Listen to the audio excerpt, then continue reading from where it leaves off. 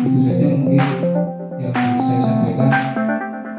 Mudah-mudahan semuanya bisa berjalan lancar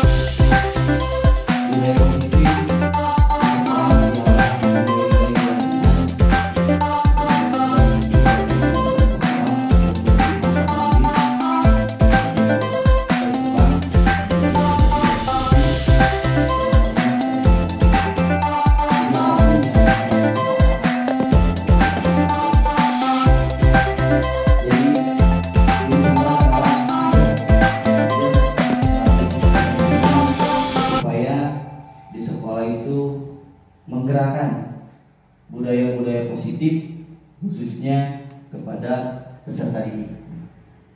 Nah, ini yang disebut budaya positif. Konsep inti budaya positif ada beberapa. Satu, yang pertama perubahan paradigma belajar, disiplin positif, nilai-nilai kebijakan, kebutuhan dasar manusia, motivasi perilaku manusia, posisi kontrol guru, keyakinan kelas, segitiga restitusi. Mungkin ini konsep dari budaya positif. Perubahan paradigma belajar. Nah, ini yang disebut dengan profil pelajar Pancasila.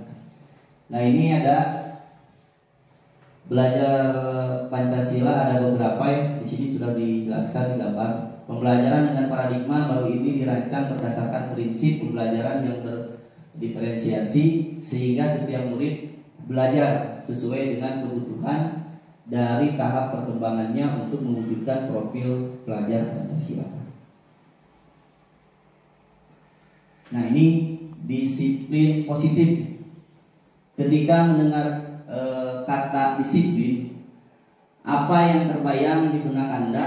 Apa yang terlintas di pikiran Anda? Coba bisa apa yang bisa disebutkan, apa yang disebut dengan disiplin? Coba sebutkan. Ketika ada kata disiplin, berarti apa? Ada yang bisa menyebutkan? Begitu. Patuh. Apalagi selain patuh? Mematuhi aturan. Betul. Apalagi? Ada yang lain? Betul. Bisa disebut dengan tadi apa? Aturan. Itu bisa disebutkan disiplin. Nah, ini kebanyakan orang akan menghubungkan kata disiplin itu dengan tata tertib, peraturan sekolah, keputusan pada peraturan. Kata disiplin juga sering dihubungkan dengan hukuman. Kalau telat ke sekolah dihukum karena tidak disiplin. Nah, ini disiplin sebagai bentuk kontrol diri, yaitu belajar untuk kontrol diri agar dapat mencapai satu tujuan yang mulia.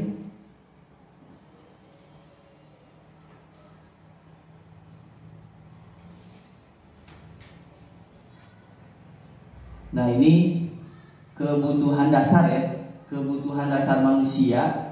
Yang pertama yaitu bertahan hidup, kasih sayang dan rasa diterima. Yang ketiga penguasaan, yang keempat kebebasan. Nah, ini yang kelima kesenangan, kebutuhan untuk merasa senang. Nah, intinya gimana caranya di sekolah itu peserta didik khususnya Kalau di CGP berarti sekarang udah murid lagi, bukan peserta didik, tapi kembali yang namanya istilahnya murid. Berarti motivasi perilaku manusia di sini ya ada kutipan ya. Yang pertama, untuk ada 3 motivasi perilaku manusia, yaitu untuk menghindari ketidaknyamanan atau hukuman.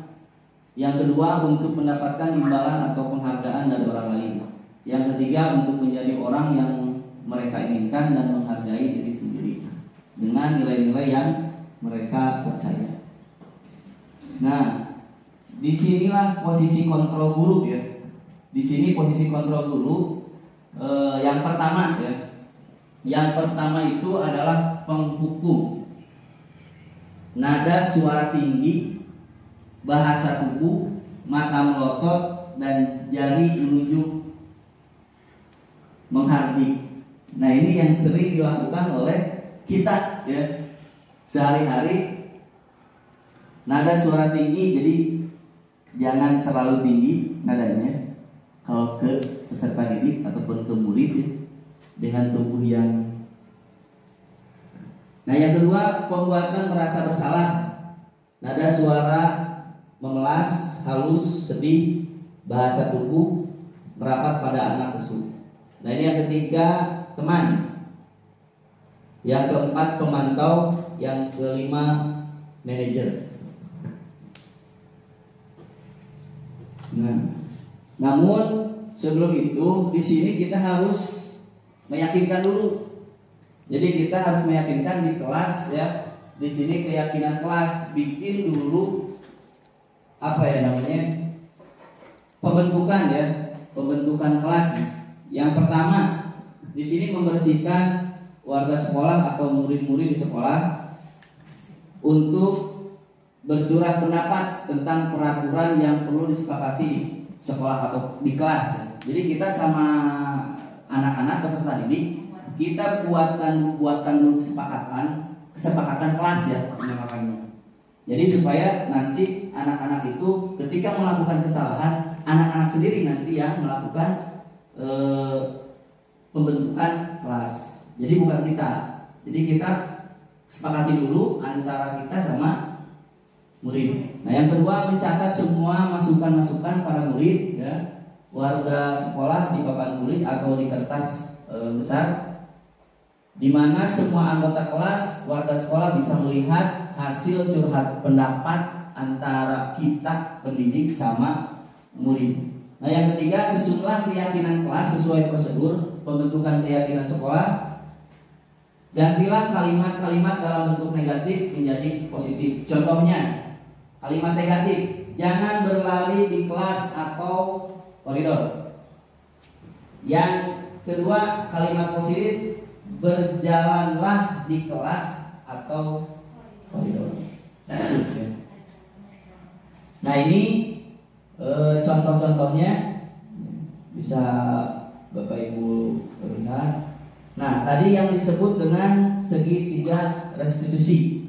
Nah, ini validasi tindakan yang salah, menstabilkan identitas, menanyakan keyakinan. Nah, ini yang disebut dengan segitiga restitusi. Nah, ini contohnya ketika kita berdiskusi menginterview peserta didik. Jadi intinya kembali kepada peserta didik ya. Itu mungkin yang bisa saya sampaikan tentang budaya positif. Terima kasih kepada Bapak Ibu, rekan-rekan di sekolah. Mudah-mudahan dari hasil guru penggerak angkatan 7, khususnya saya pribadi, bisa mengimbaskan ya, menularkan kepada rekan-rekan yang ada di SD 3 Sinangsari. Mudah-mudahan dengan adanya guru penggerak ini di sekolah kita bisa meningkat. Terima kasih kepada rekan-rekan semua. Mohon maaf bila ada kesalahan. Bila kita hidayah. Assalamualaikum. Assalamualaikum warahmatullahi wabarakatuh.